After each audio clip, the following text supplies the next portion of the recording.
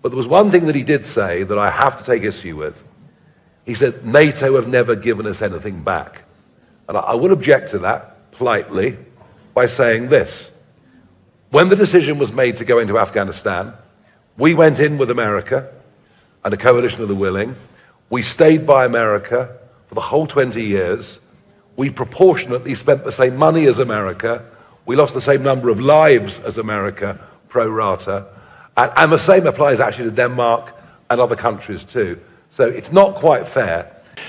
Very unfairly by NATO. I want to tell you that. And when you think about it, nobody can dispute it. We give so much and we get so little in return. And I've been a critic of NATO for many years. And yet I've done more to help NATO than any other president by far, than any other person. You wouldn't have NATO if I didn't get involved in my first term.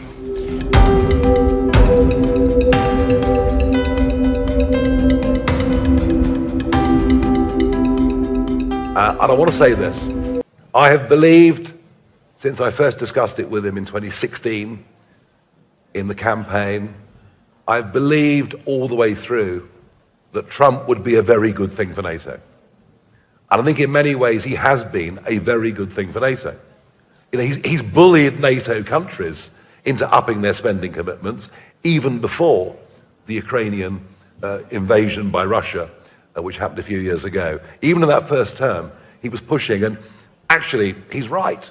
Secretary Generals of NATO like Donald Trump.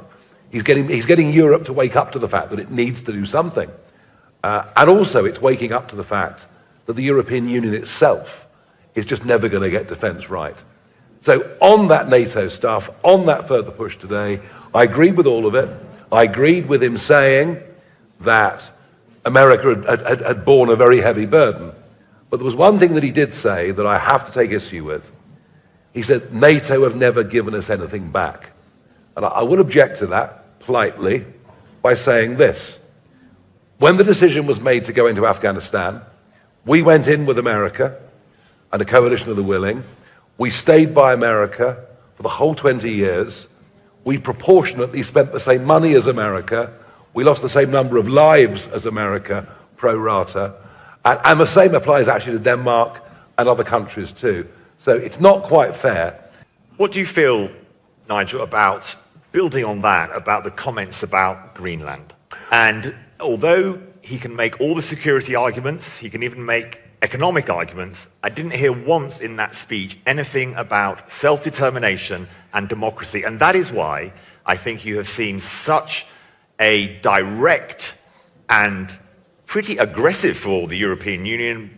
Macron talking about a world without rules. We've got the Belgian PM, Bart de Weyer, warning against not being a miserable slave of America.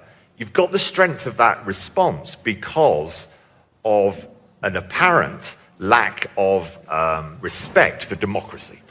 Look, you know, I mean, first things first, I'm delighted that Trump and now Scott Bessent have done everything they can to torpedo the terrible deal that would threaten the American base of Diego Garcia. I do want to say that. Diego Garcia is the most important American base in the world outside of the American mainland. The British government, moronically, are going to pay to give away what is ours, and there's no doubt there'll be Chinese spies and all the rest of it over that American base. So I'm delighted with that. On Greenland, I have no doubt that the world would be a better, more secure place if a strong America was in Greenland because of the geopolitics of the high north, because of the retreating ice caps, and because of the continued expansionism of Russian icebreakers, of Chinese investment. So yes, would America owning Greenland be better for the world in terms of safety and stronger for NATO? It would. However, if you believe in Brexit, and if you believe in celebrating America's 250th birthday, if you believe in the nation state and not globalist structures, you believe in sovereignty.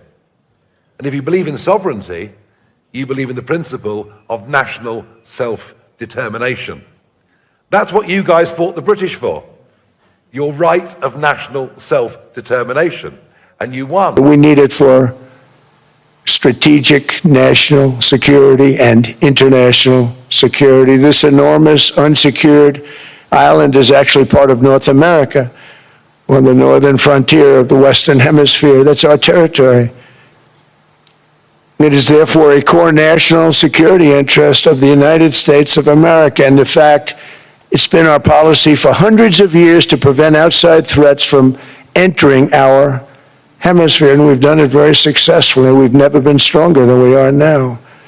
That's why American presidents have sought to purchase Greenland for nearly 2 centuries. You know, for 2 centuries they've been trying to do it. They should have kept it after World War II, but they had a different president. That's all right. People think differently. Much more necessary now than it was at that time, however. In 2019, Denmark said that they would spend over $200 million to strengthen Greenland's defenses. But as you know, they spent less than 1% of that amount. 1%. There's no sign of Denmark there. And I say that with great respect for Denmark, whose people I love, whose leaders are very good.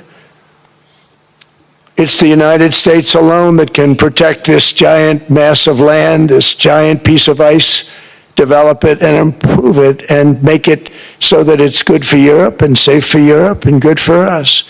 And that's the reason I'm seeking immediate negotiations to once again discuss the acquisition of Greenland by the United States, just as we have acquired many other territories throughout our history, as many of the European nations have. They've acquired, there's nothing wrong with it.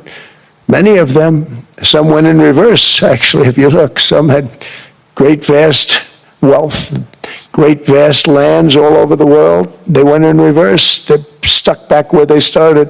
That happens too. But some grow.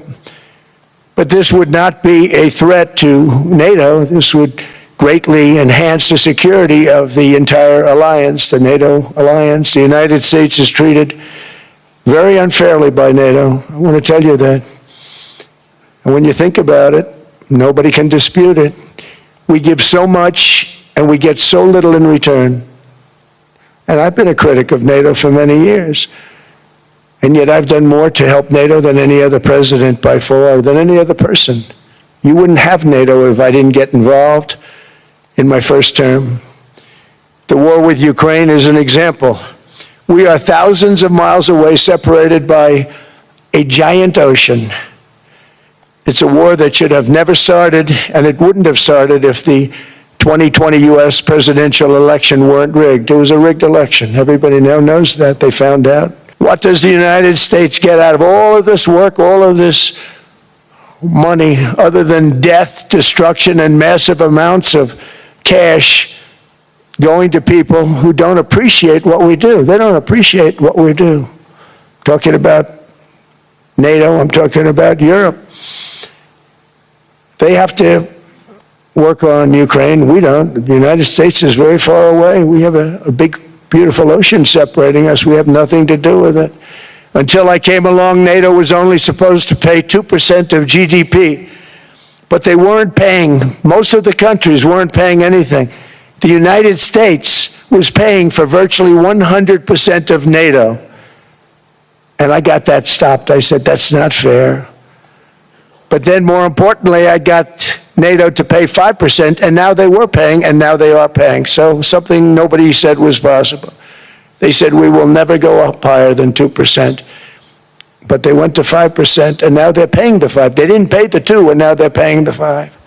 And they're stronger for it, and they have an excellent, by the way, Secretary General, who's possibly in the room.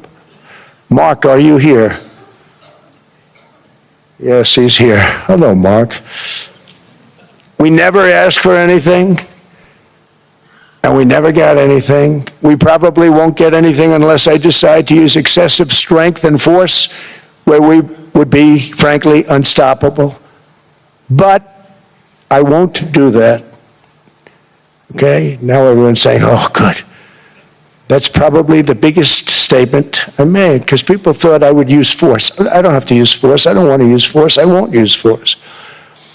All the United States is asking for is a place called Greenland, where we already had it, as a trustee, but respectfully returned it back to Denmark not long ago after we defeated the Germans, the Japanese, the Italians, and others in World War II. We gave it back to them. We were a powerful force then, but we are a much more powerful force now.